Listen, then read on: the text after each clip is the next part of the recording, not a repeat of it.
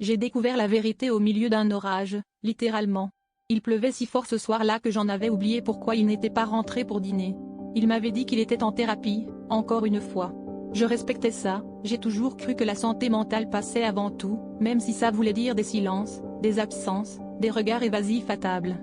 Mais quand je me suis retrouvée devant ce café, trempé, cherchant un abri, c'est là que je l'ai vu. Il était là, assis à une table du fond, riant comme je ne l'avais pas vu rire depuis des mois, la main sur celle d'une femme que je ne connaissais pas. Ça m'a frappé tellement fort que j'ai cru que je m'effondrerais sur place.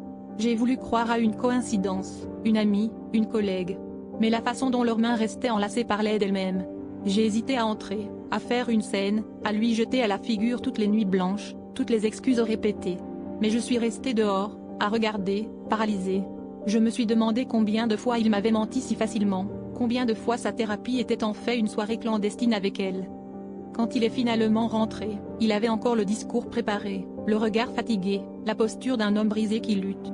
Il a parlé de progrès, de souvenirs difficiles, de douleurs qu'il voulait guérir. Je l'ai écouté, sans mot dire, mon cœur battant la chamade, en me répétant que j'étais la complice involontaire de son théâtre. J'ai voulu tout balancer, mais j'ai gardé le silence, comme si ce silence pouvait me protéger de la violence de la vérité. Mais le pire, c'est que je n'ai rien dit.